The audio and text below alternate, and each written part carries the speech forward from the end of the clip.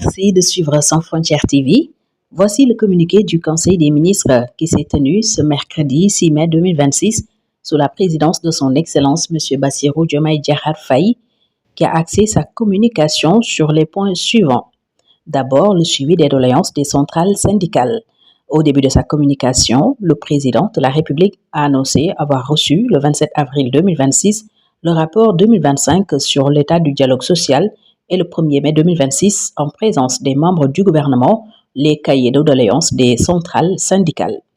Il félicite à l'occasion de la fête du travail l'ensemble des travailleurs et travailleuses du Sénégal pour leur contribution au développement national et à l'épanouissement des populations, avant de demander au Premier ministre, au ministre chargé du Travail et de la fonction publique et à chaque ministre d'examiner avec diligence les doléances des centrales syndicales relevant de leur attribution et des secteurs sous leur responsabilité. Le chef de l'État salue l'adoption des projets du Code du travail et du Code de sécurité sociale. Il magnifie à cet effet le sens des responsabilités des centrales syndicales et du patronat et demande au gouvernement de veiller au suivi préventif de l'exécution des engagements du Pacte de stabilité sociale pour une croissance inclusive et durable. Par ailleurs, il demande au Premier ministre d'engager la mise en œuvre sans délai de la nouvelle politique nationale de l'emploi, d'assurer un suivi permanent du déploiement de la Convention nationale État-employeur privé et d'accélérer les concertations sur la modernisation du système de retraite et la réforme du système de rémunération dans les secteurs publics et parapublics. Le président de la République insiste sur la finalisation du processus de ratification de la Convention numéro 190 de l'Organisation internationale du travail OIT sur la violence et le harcèlement en milieu professionnel, la mise en place avant la fin du mois de juin 2026 d'un comité de dialogue social dans chaque ministère et l'adoption du projet de loi relative à la protection sociale. Il s'est également prononcé sur le développement du secteur privé et la relance de l'économie. À la suite de la séance inaugurale du Conseil stratégique de l'initiative présidentielle Sous nos champions, qu'il a présidé le 28 avril 2026, le président de la République salue cette initiative inclusive, volontariste et pragmatique. Il demande au gouvernement, aux structures publiques et à toutes les organisations faîtières du secteur privé d'accompagner sa matérialisation effective. À cet égard, il indique la nécessité notamment de finaliser avant la fin du mois de juin 2026 le projet de loi d'orientation sur le patriotisme économique, d'accentuer le développement des filières scientifiques et le déploiement intensif des programmes de formation professionnelle et technique dans les collèges, d'accélérer les réformes pour l'amélioration de l'environnement des affaires avec la finalisation des projets de code des douanes et de code général des impôts, d'intensifier les processus de simplification et de digitalisation des procédures administratives par la systématisation des guichets uniques. Le président de la République aborde également l'apurement de la dette intérieure, la relance du secteur des bâtiments et travaux publics BTP, la mise en œuvre de la stratégie nationale de promotion de l'investissement et de développement du secteur privé et le déploiement de la nouvelle politique industrielle du Sénégal. Il prescrit d'engager des concertations sur le financement de l'économie, intégrant des propositions relatives à la mise en place d'un dispositif bancaire national de financement du développement. Les préparatifs de la Tabaski étaient aussi au menu du communiqué de la communication du président, selon le communiqué du Conseil des ministres, également du pèlerinage de Popenguine. En prélude à la célébration de la Tabaski, le chef de l'État rappelle au gouvernement l'urgence de prendre les mesures idoines en vue d'assurer un approvisionnement correct des marchés en moutons et en denrées de consommation courante accessibles aux populations. Il donne instruction de veiller durant cette période exceptionnelle au renforcement de la sécurité routière et une bonne organisation des systèmes de transport public urbain et interurbain des personnes et des biens. Dans ce siège, il demande au gouvernement d'accorder une attention particulière aux préparatifs de la 138e édition du pèlerinage marial de Popenguine. La prévention des inondations, le chef de l'État en a également parlé et à ce propos, il a fait observer que la gestion des inondations est devenue une activité gouvernementale majeure qui mobilise plusieurs entités publiques et des ressources financières importantes. À cet effet, il demande au ministre de l'Hydraulique et de l'Assainissement et au ministre de l'Intérieur de faire le point sur les projets, travaux, actions et opérations prioritaires engagés dans les localités souvent touchées par des inondations. Il indique enfin la nécessité de prendre les dispositions préventives afin d'accélérer la mise en œuvre du programme national de prévention et de gestion des inondations couvrant les risques et localités identifiées, mais aussi les besoins opérationnels et financiers signalés. L'agenda du président de la République suivi de l'intégration, de la coopération et des partenariats. Le chef de l'État informe le Conseil qu'il prendra part au sommet Africa Forward qui aura lieu à Nairobi au Kenya du 11 au 13 mai 2026. Au titre de la communication du Premier ministre, M. le Premier ministre a présenté sa communication sur les points suivants. Sécurisation des documents administratifs.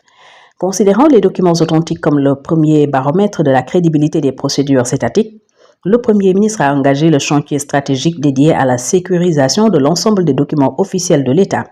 Il a présenté un état des lieux du fonctionnement actuel de l'administration, marqué par la circulation de documents insuffisamment sécurisés, le défaut de standardisation des actes, l'hétérogénéité des supports et l'absence de mécanismes robustes et de traçabilité. Il a souligné que ces vulnérabilités concernent des documents à forte valeur stratégique et juridique, dont les diplômes et attestations, les passeports, permis de conduire et cartes d'identité nationale, ainsi que les actes à incidence financière. Face à ces enjeux et dans l'optique de conduire une transformation durable, le Premier ministre a retenu la mise en place d'un dispositif national intégré de sécurisation des documents administratifs. La réforme engagée vise à sécuriser les documents administratifs en garantissant de manière systématique et vérifiable leur authenticité, leur intégrité, leur traçabilité et leur valeur juridique.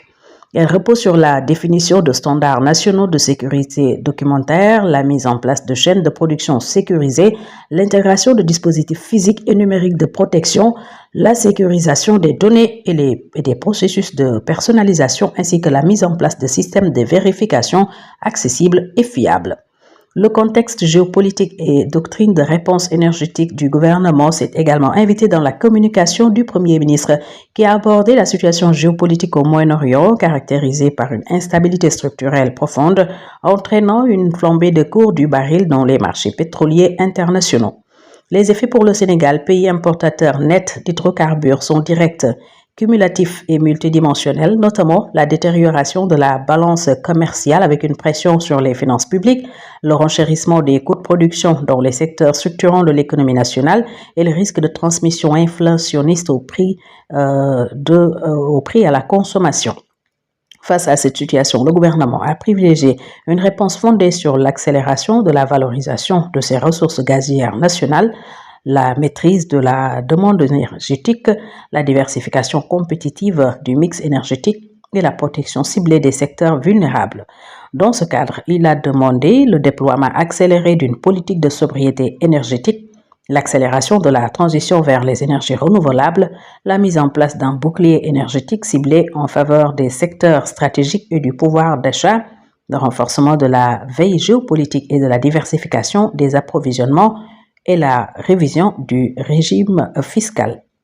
La performance du secteur de l'électricité, le Premier ministre en a également parlé pour rappeler la nécessité de renforcer le pilotage stratégique du secteur de l'électricité, notamment la performance opérationnelle de la Sénélec. À cet effet, il a donné instruction au ministre chargé de l'énergie, en concertation avec le ministre des Finances et du Budget, le ministre de l'Économie, le ministre secrétaire général du gouvernement et le directeur général du BOX, de préparer un conseil interministériel consacré à la performance, à la soutenabilité financière et aux perspectives de développement du secteur. En amont, le ministre chargé de l'énergie coordonnera l'élaboration d'une note de cadrage à transmettre à la primature dans un délai de 30 jours. Le Premier ministre a engagé le ministre des Finances et du Budget à conduire conjointement avec le ministre chargé de l'Énergie et les instances dirigeantes de la Sénélec une évaluation exhaustive et contradictoire des engagements financiers de l'État vis-à-vis du secteur et à soumettre au gouvernement une trajectoire de traitement réaliste et compatible avec les impératifs de soutenabilité budgétaire. De son côté, la Sénélec soumettra à travers son ministère de tutelle un plan opérationnel de performance couvrant les dimensions techniques, commerciales, financières et organisationnelles. La Commission de régulation du secteur de l'énergie, quant à elle, apportera sa contribution à l'analyse des équilibres économiques sectoriels, à l'évaluation des mécanismes tarifaires en vigueur et à la définition d'indicateurs objectifs de suivi de la performance. Les réalisations majeures de la période et reconnaissance de la performance des équipes. Le Premier ministre a mis en exergue 4 réalisations significatives qui témoignent de la détermination du gouvernement à moderniser les infrastructures nationales et à affermir notre souveraineté dans des secteurs stratégiques, à savoir la remise en service de l'aéroport de Ziguinchor le 30 avril 2026, l'ouverture partielle de l'autoroute Mbour-Kaolack le 29 avril 2026, l'inauguration par le président de la République du parc agro-industriel de Kolda le 24 avril 2026, ainsi que l'acquisition de West African Energy par la Senelec le 25 avril 2026. Levée des blocages opérationnels des projets, le Premier ministre a abordé à ce propos les blocages au niveau de l'unité de dessalement de l'eau de mer au Mamel ayant un déficit de financement de 6 milliards et du projet de gestion des eaux pluviales projet phase 2 affecté par des lenteurs dans l'approbation des marchés. Il a engagé le ministre des Finances et du Budget pour le premier projet à travailler à une solution en urgence. S'agissant du second projet, il lui a donné instruction, ainsi qu'à la Direction centrale des marchés publics des CMP, de veiller au strict respect des délais légaux prescrits par le Code des marchés publics. Le Premier ministre a rappelé que la célérité des instances de contrôle et de régulation ne saurait constituer un facteur de ralentissement pour les projets prioritaires de l'État. Le ministre de l'Enseignement supérieur, de la Recherche et de l'Innovation a fait une communication, lui, sur le thème préparatif de la session 2026 et réforme du baccalauréat en jeu pour le Sénégal. Le ministre de l'Urbanisme, des Collectivités territoriales et de l'Aménagement du territoire a fait une communication sur le plan d'aménagement intégré de Daga-Kholpa, la nouvelle ville de Thiès et la zone d'aménagement concerté de Thiès. Après les communications des ministres, voici ce qu'il faut retenir au titre des textes législatifs et réglementaires. Le Conseil a examiné et adopté le projet de loi autorisant le président de la République à ratifier la convention d'entraide judiciaire en matière pénale entre le gouvernement de la République du Sénégal et la République de Gambie signée à Dakar le 12 mars 2020. Le projet de décret portant création du certificat de fin d'études élémentaires CFE et suppression du concours d'entrée en classe de 6e. Au titre des mesures individuelles, le président de la République a pris les décisions suivantes. M. Tamsir Gueye, titulaire d'une maîtrise en sciences économiques, matricule de solde numéro 630-881B, est nommé directeur de l'administration générale et de l'équipement du ministère des Transports terrestres et aériens en remplacement de M. Ablaye Diop. C'était le communiqué du Conseil des ministres tenu ce mercredi 6 mai 2026 au Palais de la République sous la présidence de son Excellence M. Bassirou Diomaye Diakhar Faye, le chef de l'État. Merci encore de votre fidélité à Sans Frontières TV. N'oubliez pas de vous abonner et d'appuyer sur la cloche de notification pour ne plus rater nos prochains contenus. Également, n'oubliez pas de partager nos vidéos. C'est très important pour vulgariser ce que nous faisons, également élargir cette belle communauté qui se crée autour de Sans Frontières TV. Merci à tous.